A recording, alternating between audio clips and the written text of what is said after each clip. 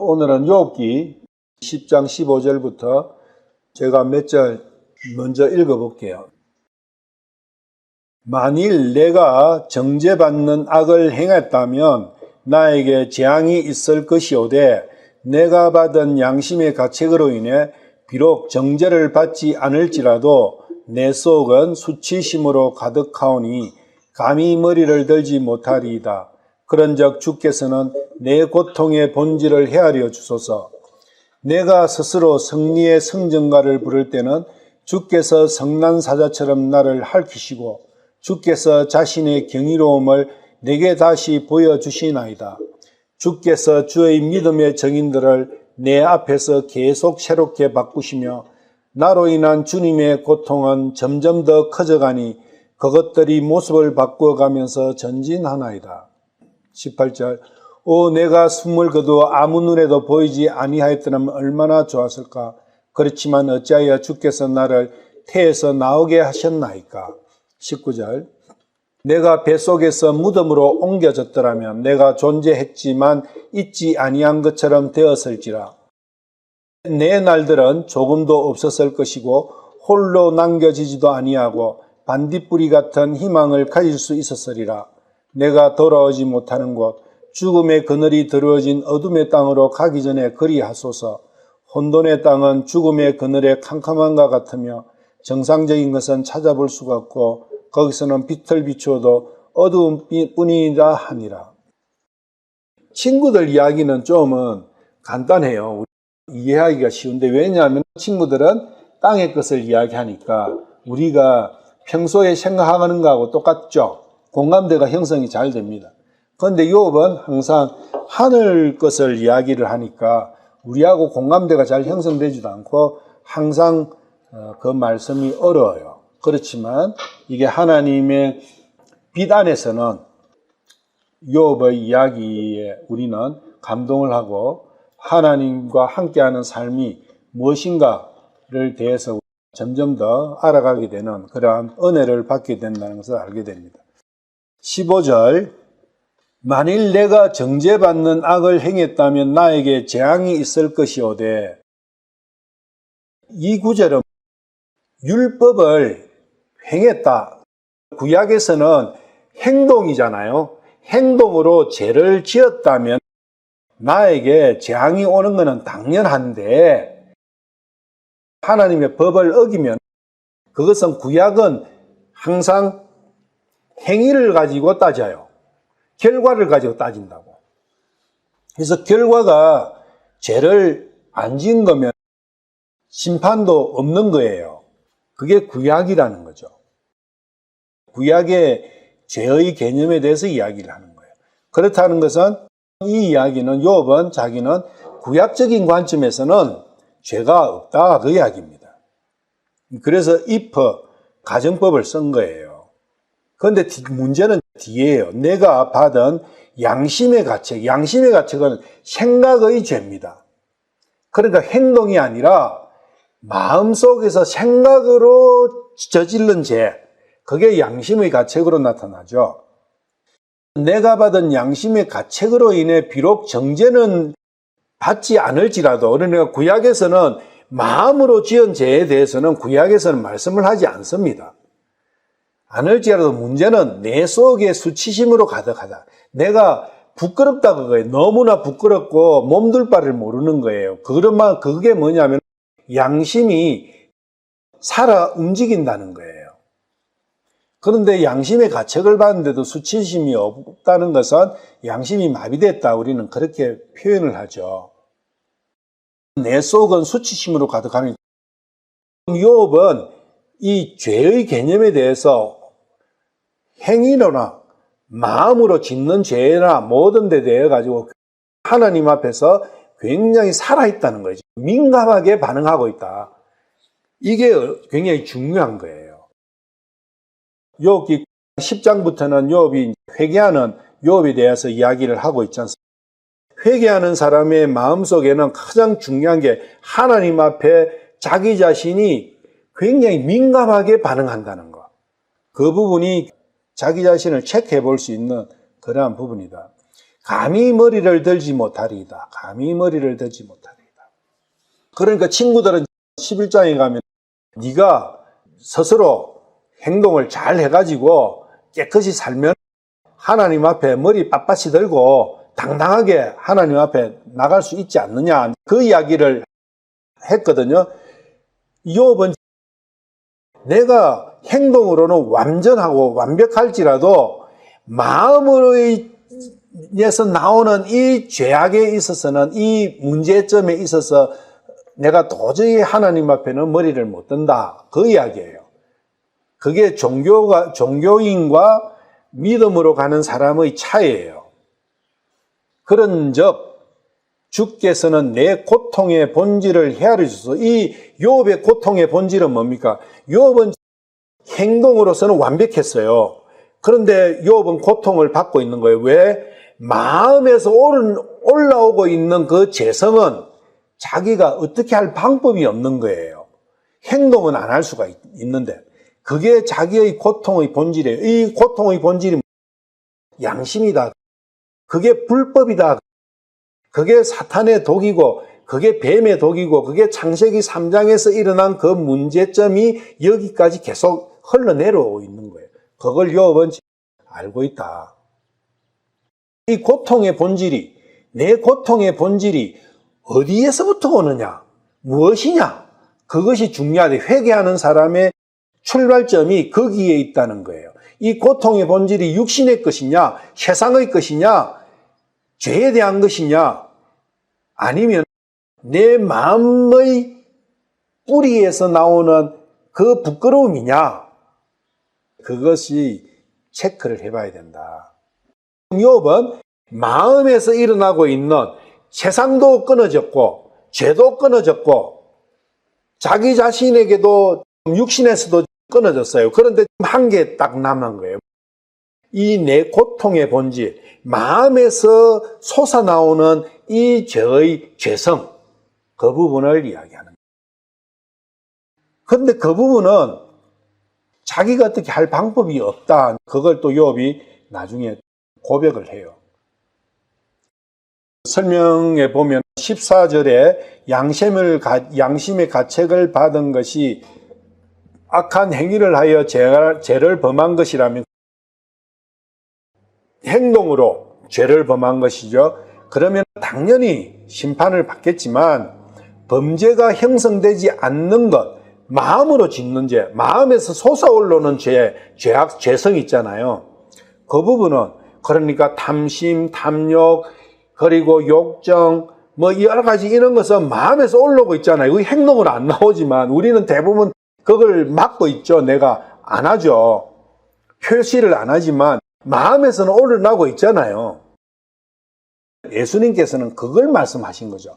마음에서 나오는 그것이 악한 마음, 간음, 오만 거 안 좋은 거는 다 거기서 나오는 거다. 그래서 예수님께서 말씀을 하셨죠.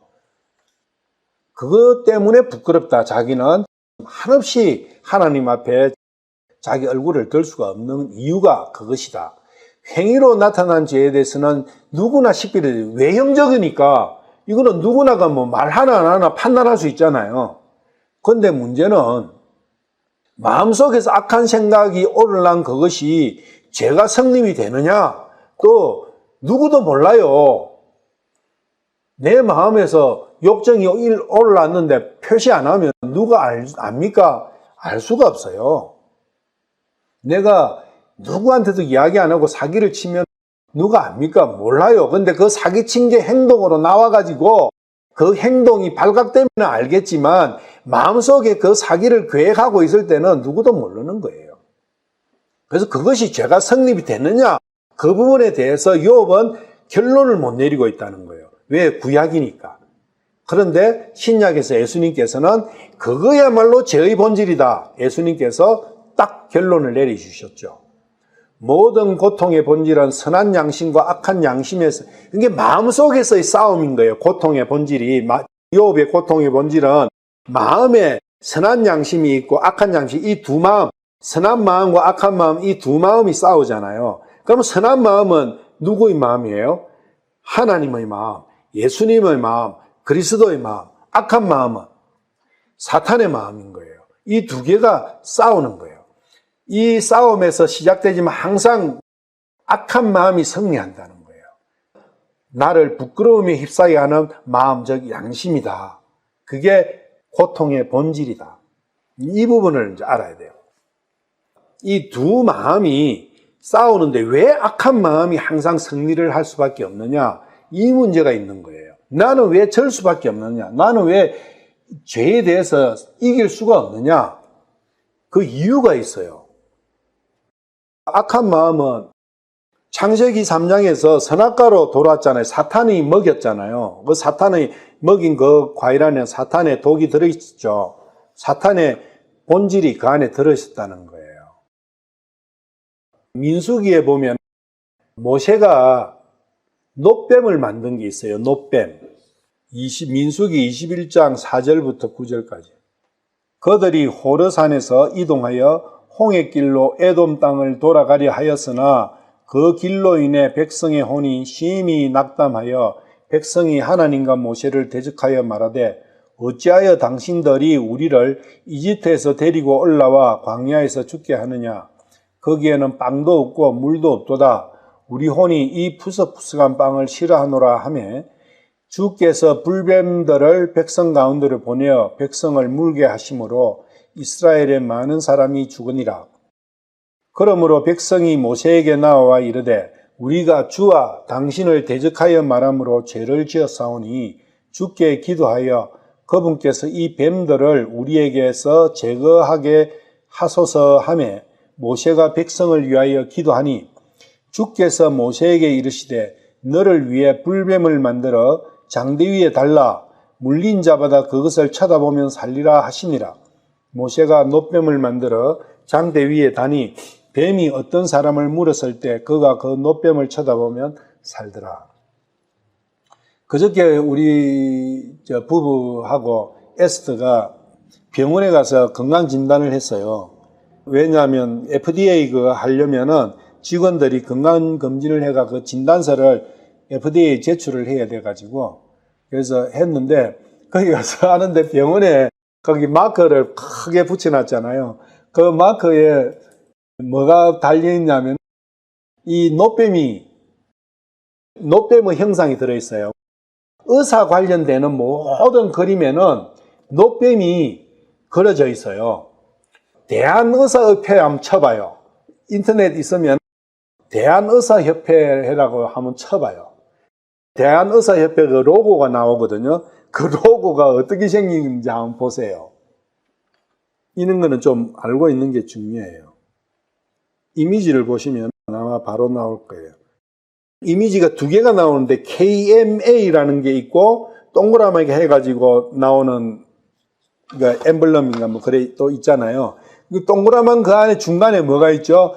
뭐 날개를 해놔놨고 그 밑에 뺑뺑까만 그 두 개가 있잖아요. 이게 뱀이 두 마리가 교차 감긴 형태로 그림이 한 개가 있고 KMA라는 거기 M에 보면 거기 뱀이 한 마리 있죠. 모세가 장대에 달한 건 한 마리겠어요? 두 마리겠어요?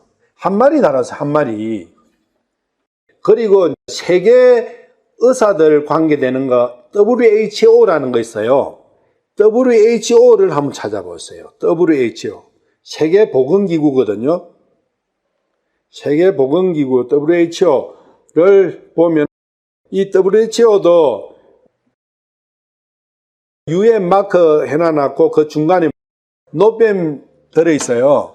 근데 놋뱀의 그 형상이 어떻게 되어 있냐면 장대에다가 놋뱀을 달았잖아요. 장대. 장대는 뭘로 만들었을까요? 그 중간에 대가 한 게 있잖아요. 그거 뭘로 만들었겠어요? 나무예요. 중요한 거예요. 이 장대가 너무 중요한 거예요. 이 장대가 나무면은 나무는 아담을 이야기한다. 사람을 이야기하는 거예요. 나무는 사람이에요. 그 나무를 무엇이 감았어요? 뱀이 감은 거예요. 그 모습을 달아라 그 이야기예요. 왜 하나님께서는 그 사람이 뱀한테 감겨 있는 그 모습을 따라가지고 세워라 그 이야기예요. 세워라. 그래서 달렸다. 그러면은 뭐가 달렸어요? 뱀이 달린 거죠. 뱀이 달렸어요. 그리고 그걸 쳐다보면은 산다. 죽어 있다는 것은 뱀한테 감겨 있는 나무가 지금 눕혀져 있는 거예요. 세워져 있지 않고. 그럼 뱀한테 감겨 있는 나무가 누구예요? 뱀한테 감겨 있는 나무는 아담이에요.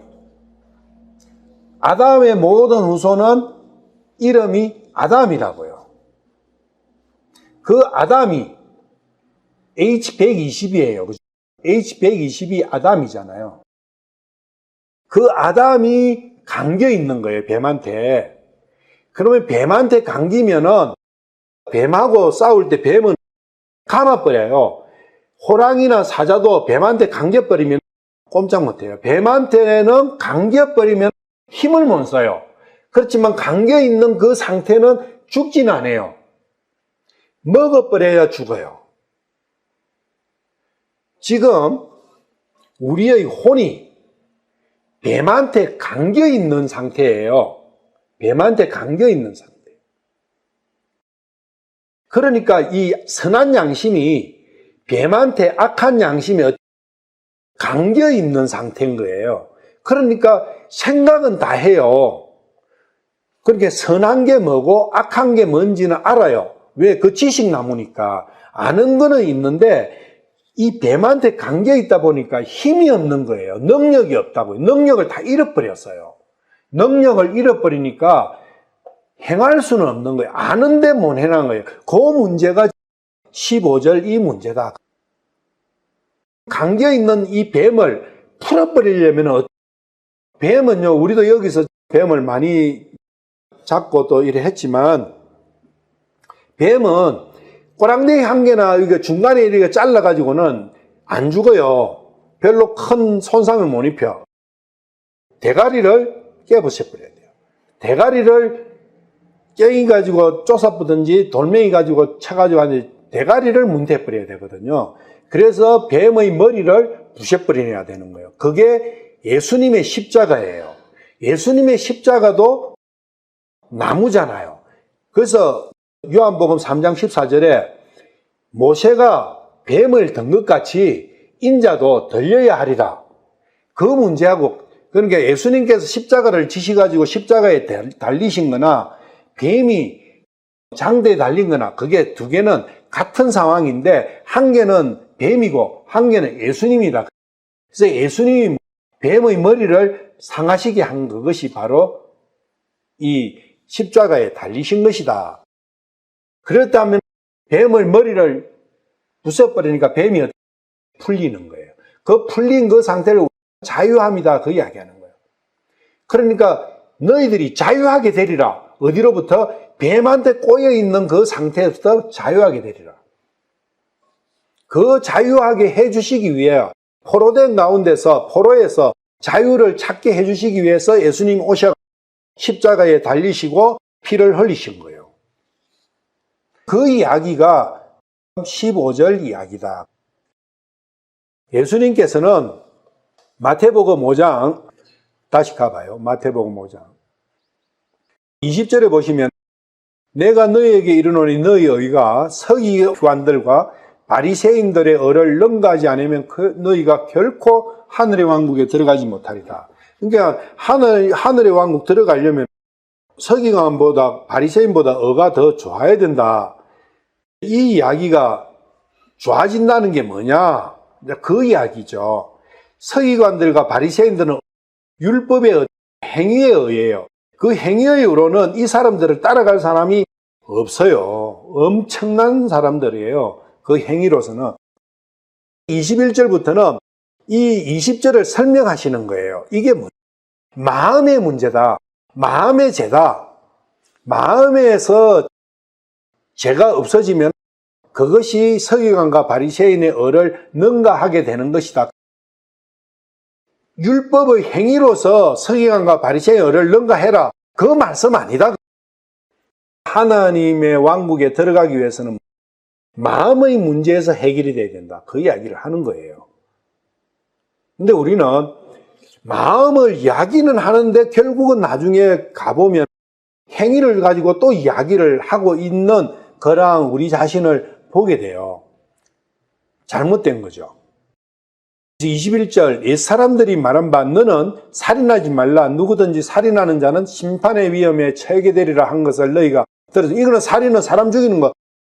예수님께서 나는 너희에게 이르니 누구든지 까닭 없이 자기 형제에게 화를 내는 자는 심판의 위험에 처하게 되고 누구든지 자기 형제에게 라가 하고 말하는 자는 공회의 위험에 처하게 되오니와 누구든지 너 어리석은 자여 하고 말하는 자는 지옥불의 위험에 처하게 되리라.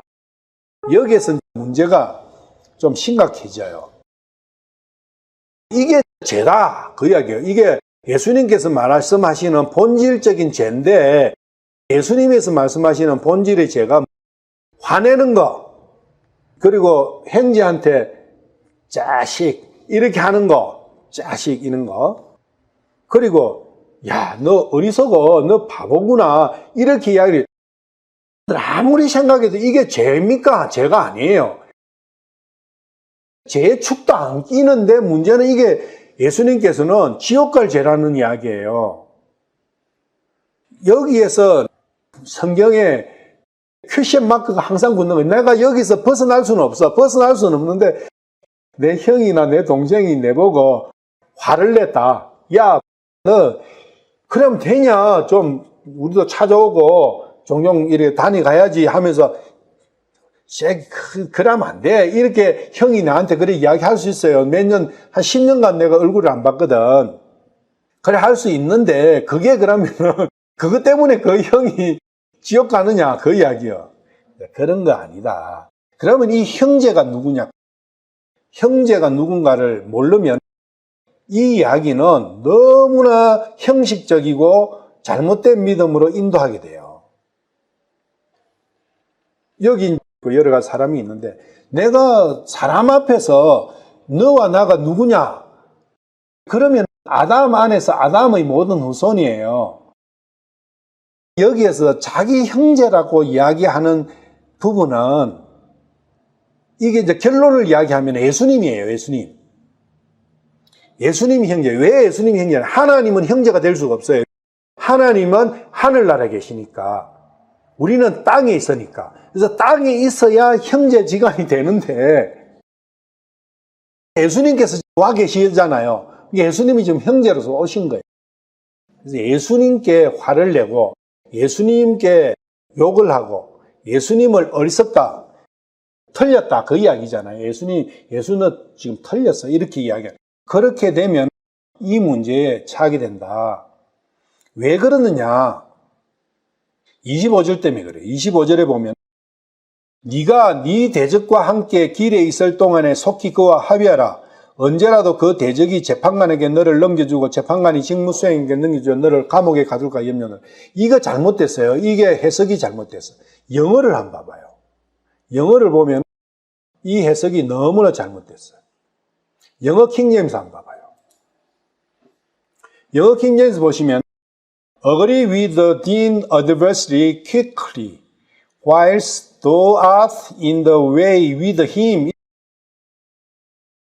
네 대적이지, 이 네 대적하고 뒤에 나오는 힘 있잖아요. 힘하고 다른데 이걸 같은 사람으로 낳고 봐버리니까 그런 해석이 나오는 거예요. 다른 거예요. 이 힘은 누구냐? 형제예요. 그 위에 있는 the brother예요. Your brother. 그 형제예요. 형제가 힘이고, 그래서 이거는 이렇게 되는 거예요. 네가 그와 함께, 그러니까 형제와 함께 길에 있을 동안에 속히 네 대적과 지창금을 합의하라. 대적은 알잖아요. 마귀라는 거. 대적은 마귀예요. 마귀에게 지창금은, 그러니까 그 지창금이 뭐냐 하면 이 속죄금, 보석금, 뭐 그 이야기잖아요. 그거를 빨리 합의하라. 그걸 줘버리라. 그러면 내 죄에 대한 합의금이 뭐예요? 예수님이잖아요. 예수님이 나에 대한 속전이라 하요, 속전. 그 속전이 있을 때 빨리 그 대적과 합의해버려라. 이 5장, 6장, 7장, 이 3장이 성경 전체에서 잘못된 해석이 많아요. 그러다 보니까 성경 전체의 교리가 완전히 흔들흔들 해버리는 그러한 문제가 있어요. 그러니까 네가 네 대적이 아니고 네 형제와 함께 길에 있을 동안에, 그러니까 예수님께서 여기에 계실 동안에 성령이 떠나버리면 끝이잖아요. 예수님께서 성령으로, 영으로 와 계시잖아요, 여기에. 예수님께서 성령으로 오신 그것이 재림이에요. 내가 다시 오겠다. 내가 다시 오겠다. 여기에 선 사람 중에 여러 선 살아있을 때 내가 오겠다 했잖아요. 다시 오겠다 했잖아요. 다시 온다는 재림이잖아요. 성령으로 재림 오신 거예요. 재림은 2000년 전에 오순절 때 예수님께서 오셨어요. 성령으로 오셨어요. 재림하셨다고요. 그런데 그 재림은 공통적인 재림이시고 나에게 재림이 진짜 재림이에요. 그래서 2000년간 계속 재림을 하시는 거예요. 누구 사람 안에서. 내 마음 안에, 내 마음이 하늘이잖아요. 땅이, 육신이 땅이고. 그래서 내 마음에 재림을 하시는 거예요. 그게 구원이에요. 예수님이 2000년 후에 재림하시는 거 아니에요. 마태복음 13장, 마태복음 24장 잘못된 거예요. 그래서 네 형제와 함께 길에 있을 동안에 속히 그와 합의하라. 네가 죽든지 예수님께서 영이 떠나버리시든지 하면 할 수 없다, 그 이야기예요. 요게 마태복음 5장 이 21절부터 26절 요 내용이 제일 많이 지금 혼돈을 일으키고 기독교의 교리를 혼선시키는 주범이에요. 21절부터 여기에서 살인하지 말라. 사람을 죽이지 말라. 실제 살인은 우리가 다 살인자죠. 아담은 다 살인자예요. 아담의 후손은 다 살인자예요. 왜 살인자죠?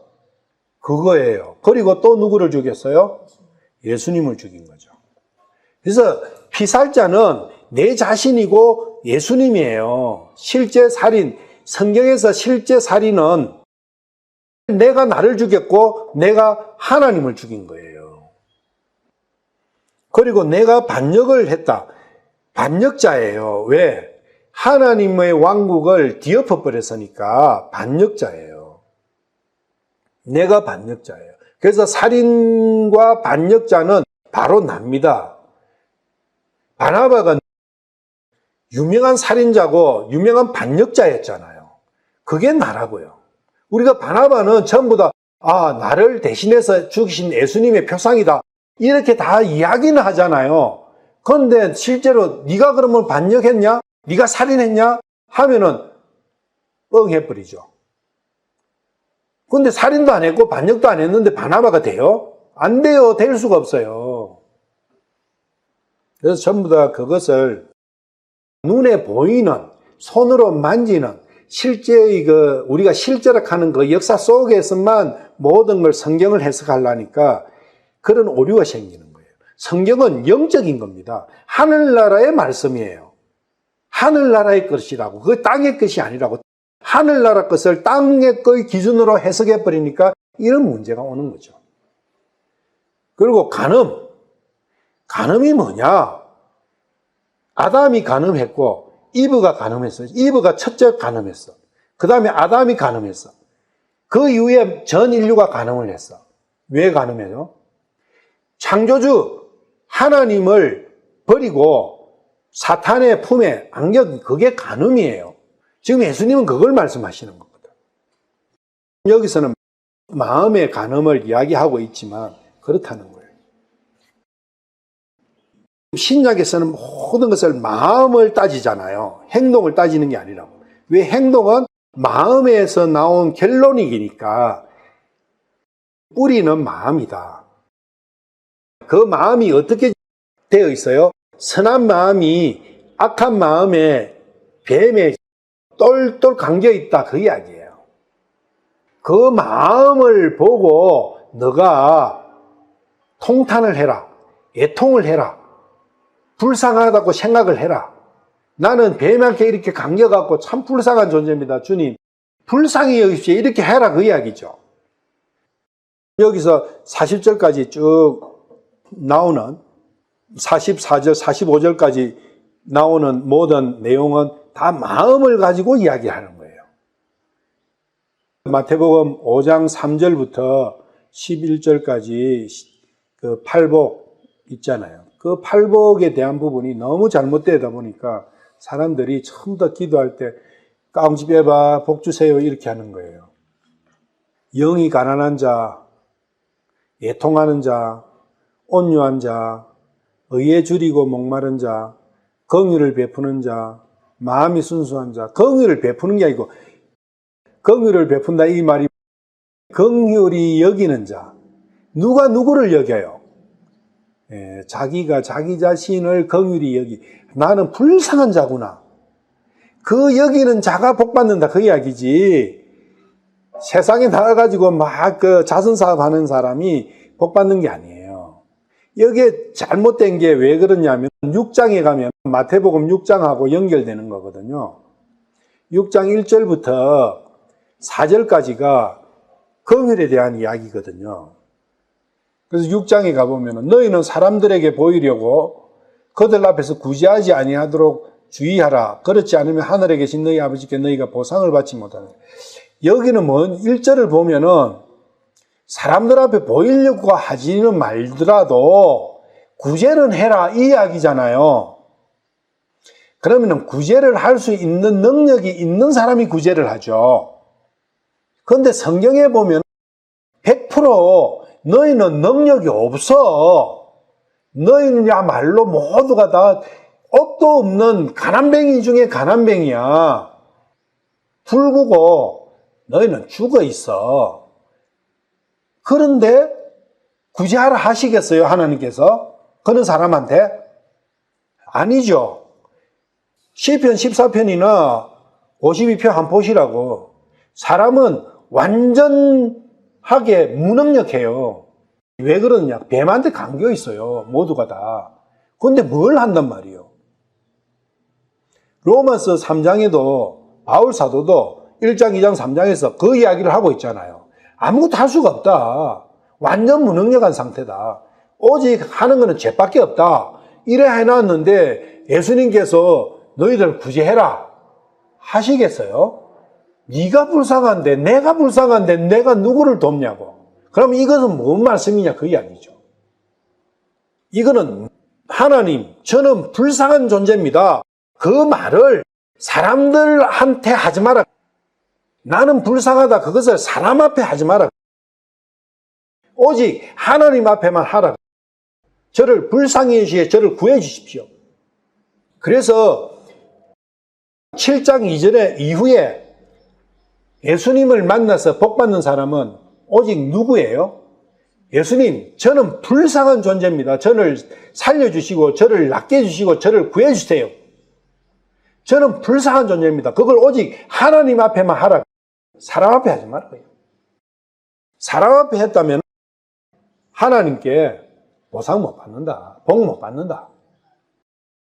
그때 아마 그랬는가 봐요. 돈 좀 받으려고 불쌍한 척 많이 했는가 봐요. 불쌍한 척. 지금도 많이 하고 있죠. 특히 누가 많이 해요? 목사들이 많이 해요. 교회 돈 많이 내라고. 교회 돈 많이 내라는 것은 나는 불쌍하니까 교회 돈 많이 내, 이래 하는 거 아니에요. 그런 이야기예요. 하나님, 저는 불쌍한 존재입니다 할 때 오른손이 그걸 하게 된다. 그걸 오른손이 하게 되는데 왼손이 모르게 그걸 해라. 그 이야기예요. 왼쪽에는 누가 있어요? 사탄이 있잖아요. 5장 7절과 6장 1절부터 4절은 그렇게 연결되는 거예요. 7장 이후에 예수님 만나서 예수님께서 은혜를 베풀어 주시는 모든 사람은 다 이 마음을 가진 사람이에요. 주님, 불쌍합니다. 저 좀 살려주십시오. 제 자식이 죽어가고 있습니다. 불쌍합니다. 도와주세요. 다 그런 거예요. 이렇게 해나니까 내가 불쌍한 게 아니라 불쌍한 사람 찾아다니면서 내가 예수님 돼버리는 거예요. 내가 예수님 돼버려. 그러다 보니까 누가복음 10장에 선한 사마리아도 자기가 사마리아인 돼버리는 거예요. 그게 악의 본질이에요. 그게 종교라고요. 그게 욥의 친구들과 엘리후가 사탄이 벌이는 작전이라고요. 복음서하고 욥기는 많이 유사하죠. 누가복음 12장 13절에서 19절. 무리 중에 한 사람이 그분께 이르되 선생님이여 내 형제에게 말씀하사 그가 나와 상속재산을 나누게 하소서 하니 그분께서 그에게 이르시되 사람아 누가 나를 너희의 재판관이나 나누는 자로 삼았느냐 하시고 그들에게 이르시되 탐욕을 주의하고 조심하라. 사람의 생명이 거의 풍부한 소유물에 있지 아니하니라 하시니라. 또 그분께서 그들에게 비유를 말씀하여 이르시되 어떤 부자의 땅이 풍성하게 열매를 내며 그가 속으로 생각하여 이르되 내 열매를 쌓아둘 곳이 내게 없으니 어찌할까 하고 또 이르되 내가 이렇게 하리라. 내가 내 곳간을 헐고 더 크게 지어 거기에 내 모든 열매와 물건을 쌓아두고 또 내 혼에게 말하기를 혼아 네가 여러 해 동안 쓸 많은 물건을 쌓아두었으니 평안히 쉬고 먹고 마시고 즐거워하라 하리라 하였느니라. 그러나 하나님께서 그에게 이르시되 너 어리석은 자여 이 밤에 네게서 네 혼을 요구하리니 그러면 네가 예비한 그것들이 누구의 것이 되겠느냐 하셨으니 자기를 위하여 보물을 쌓아두고 하나님께 대하여 부하이지 못한 자가 이와 같으니라 하시니라.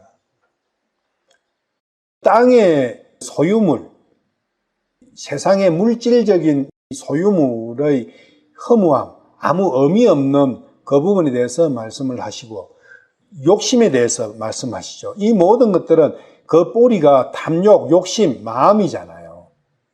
결국은 이브가 선악과를 먹은 이유가 탐욕이잖아요.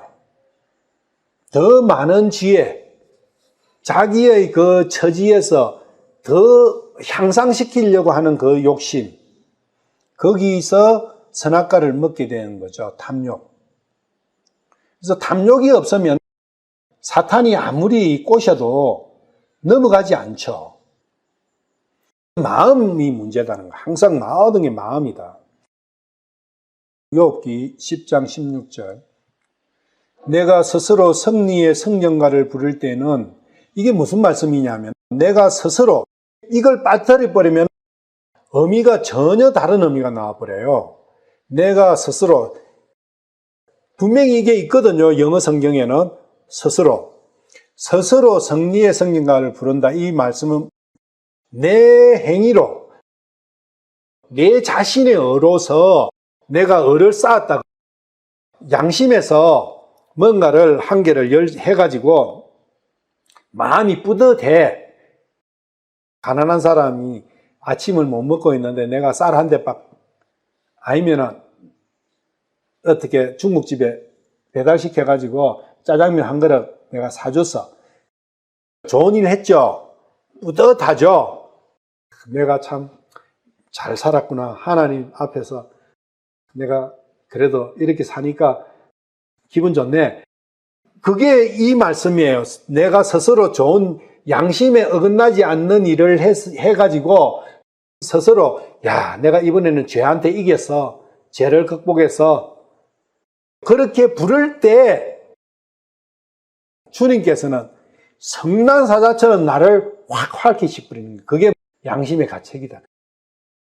그 뒤에 또 다른 죄가 가지를 팍 뻗치고 있는 거예요. 그런데 그거는 더 강력한 거예요. 실제 이 삶에서 그런 걸 너무 많이 겪잖아요. 실제 마음속에서. 그것을 이렇게 표현한 거예요. 욥은. 주께서 성난사자처럼 나를 활기시키고